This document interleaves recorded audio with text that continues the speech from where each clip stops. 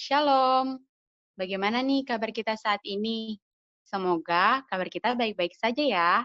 Dan jangan lupa jaga kesehatannya. Baik, di saat ini kami dari grup kecil 28, kami akan mempresentasikan hasil kerja kelompok kami tentang evidence-based practice. Kata pepatah, tak kenal maka tak sayang. Untuk itu, perkenalkan, nama saya Marilia Karyu, bersama rekan-rekan kerja saya yaitu Yohani Marcel Sinuhaji, Melika Indah Lestari Sinaga, Dimas Krisdiantoro, Rian Kasmanto Sega, Dwi Rahmanita Harahap, Sari Putri Rohani Sidauruk, dan yang terakhir yaitu Jody Wahyudi. Materi yang akan dipelajari yaitu yang pertama adalah definisi evidence-based practice. Yang kedua yaitu tujuan evidence-based practice. Yang ketiga adalah langkah-langkah menyusun evidence-based practice. Dan yang terakhir yaitu korelasi tingkat pendidikan dan pelaksanaan evidence-based practice.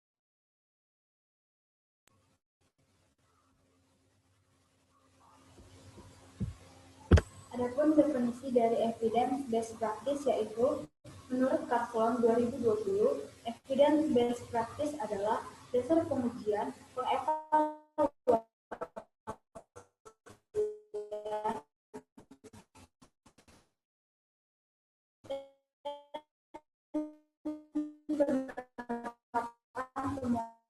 temuan penelitian dengan mendemonstrasi dalam meningkatkan kondisi serta mencegah komplikasi pada pasien.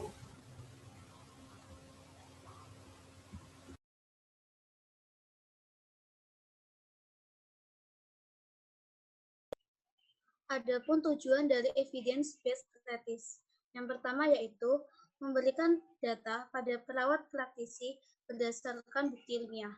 Di sini kenapa dikatakan berdasarkan bukti ilmiah? Karena dengan diketahuinya bukti ilmiah, pengambilan keputusan medis tidak berdasarkan asumsi pribadi, melainkan berdasarkan bukti nyata. Dan dengan adanya bukti ilmiah, dapat digunakan sebagai acuan tindakan dan akan memaksimalkan kesembuhan pasien dan dapat menurunkan risiko-risiko buruk. Yang kedua adalah memecahkan masalah klinis. Dan yang terakhir adalah memberikan perawatan secara efektif yang memiliki jaminan standar kualitas, sehingga dapat memberikan perawatan yang lebih baik berdasarkan hasil penelitian.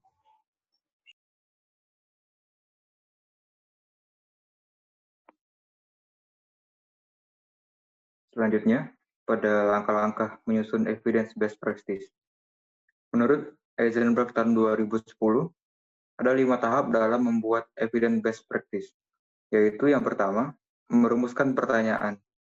Pertanyaan dapat dirumuskan dengan menggunakan teknik Picot, yang P-nya adalah pasien, I-nya intervensi, C kontrol, E outcome atau hasil-hasil yang diharapkan, T time. Kemudian setelah pertanyaan dirumuskan, lanjut pada mengumpulkan informasi yang paling relevan. Setelah dikumpulkan, dilakukan evaluasi kritis terhadap bukti dan relevansi. Di poin nomor 4, mengintegrasikan bukti penelitian dengan pengalaman klinis dan pasien. Dan terakhir, menilai hasil.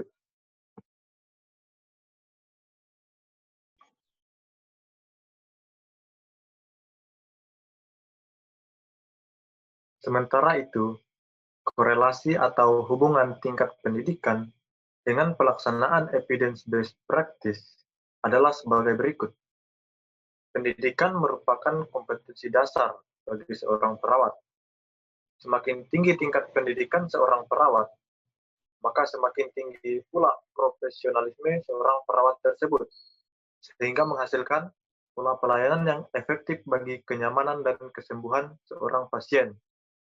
Pada tahun 2011, Hapsari mengemukakan bahwa perawat dalam merumuskan solusi harus berdasarkan bukti yang tersedia.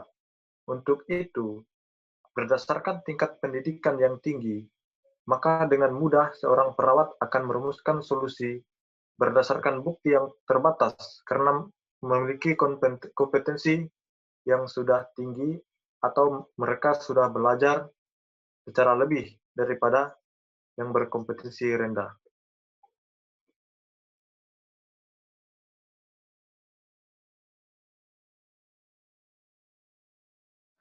Selanjutnya yaitu penelitian korelasi tingkat pendidikan dan pelaksanaan evidence-based practice. Penelitian pertama tentang implementation of evidence-based practice oleh Eisenberg pada tahun 2010. Penelitian ini dilakukan menggunakan sistem kuesioner kepada tiap perawat dengan jenjang pendidikan yang berbeda-beda, di mana hasilnya perawat yang memiliki jenjang pendidikan S1 keperawatan lebih konsisten dalam mengaplikasikan praktik berbasis bukti atau evidence-based practice dibandingkan perawat dengan jenjang D3 dan SPK atau sekolah perawat.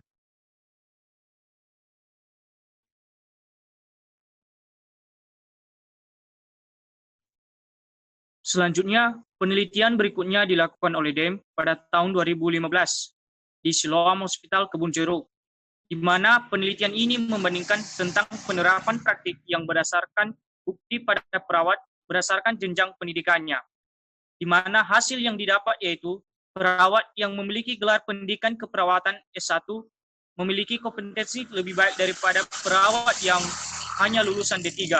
Dalam hal ini, penerapan evidence-based practice.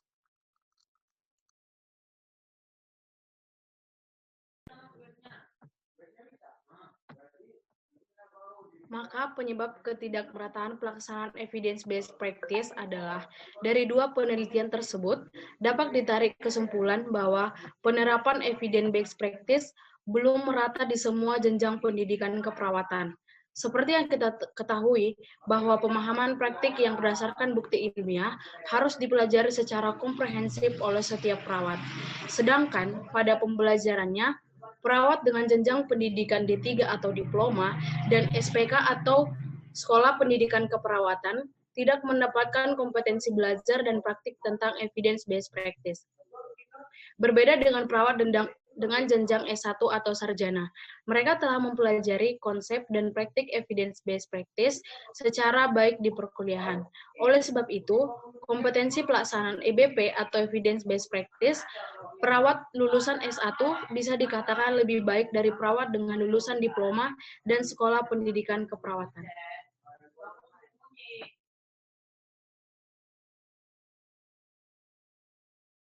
Baik, kesimpulannya yaitu penerapan evidence-based practice dalam tiap pelayanan kesehatan bertujuan untuk meningkatkan efektivitas pengobatan pasien.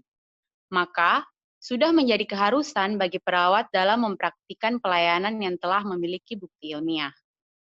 Kualitas perawat dan harapan kesembuhan pasien akan semakin baik bila pelaksanaan evidence-based practice dilakukan secara konsisten.